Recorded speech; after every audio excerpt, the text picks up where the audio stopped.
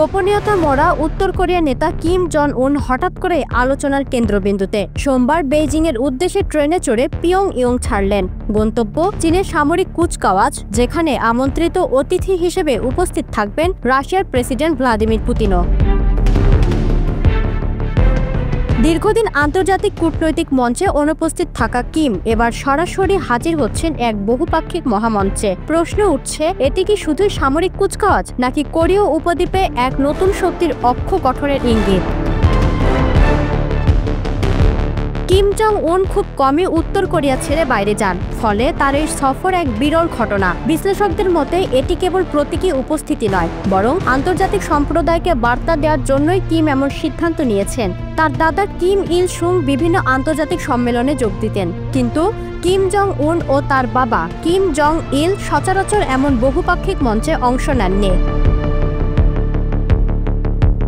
চীনের president Xi Jinping এর আমন্ত্রণে এই সফর। দ্বিতীয় বিশ্বযুদ্ধে জাপানের আত্মসমর্পণের স্মৃতি জানানে বেইজিংয়ের সামরিক কুচকাওয়াজ হবে বুধবার। চীনের জন্য এ শুধু অতীত স্মরণের অনুষ্ঠান নয়, বরং বর্তমান বিশ্ব রাজনীতিতে শক্তির প্রদর্শন। শির পাশে কিম জং উন ও ভ্লাদিমির পুতিনের উপস্থিতি যেন নতুন ত্রিভুজ শক্তির চিত্র অঙ্কন করছে।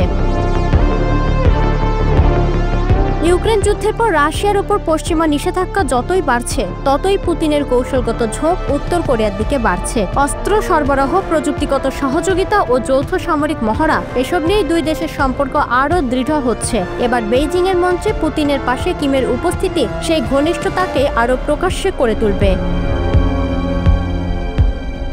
বিশ্লেষকরা বলছেন, সম্প্রতি সিউল ওয়াশিংটনের বৈঠক এবং প্রতিরক্ষা সহযোগিতা বাড়ানোয় কিম জং উন অস্বস্তিতে পড়েছেন। তাই চীন রাশিয়ার সঙ্গে প্রকাশ্যে কূটনৈতিক প্রদর্শনী করতে চাইছেন তিনি। এর মাধ্যমে কিম শুধু দক্ষিণ কোরিয়া নয়, বরং যুক্তরাষ্ট্রকেও বার্তা দিচ্ছেন, উপদ্বীপের উত্তর ভাগ একা নয়, তার পাশে দাঁড়িয়ে আছে শক্তিশালী মিত্ররা। সিউল অবশ্য পুরোপুরি অনুপস্থিত থাকছে না। জাতীয় সংসদের স্পিকার উ উন শিককে পাঠানো হচ্ছে চীনের কুচকাওয়াজকে। তবে তিনি কিম জং উনের সঙ্গে আলাদা বৈঠক করবেন কিনা সে ব্যাপারে নিশ্চিত নয় দক্ষিণ কোরিয়ার একত্রীকরণ মন্ত্রণালয়। তবুও তাদের এই অংশগ্রহণকে অনেকেই দেখছেন অঞ্চলের কূটনৈতিক সমীকরণের ভারসাম্য আনার চেষ্টা হিসেবে।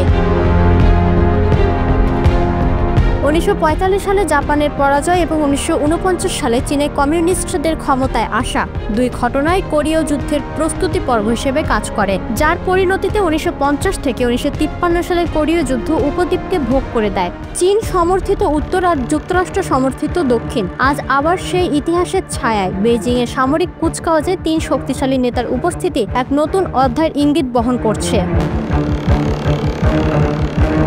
কিম জং উনের বেইজিং সফর নিছক আনুষ্ঠানিকতা নয়, এটি কূটনৈতিক বার্তাবাহী এক শক্তিশালী প্রদর্শন। চীন, রাশিয়া ও উত্তর কোরিয়া, এই তিন দেশের কাছাকাছি আসা যেমন উপদ্বীপের স্থিতিশীলতার জন্য নতুন প্রশ্ন তৈরি করছে, তেমনি যুক্তরাষ্ট্র দক্ষিণ কোরিয়ার জোটের জন্য চাপ বাড়াচ্ছে।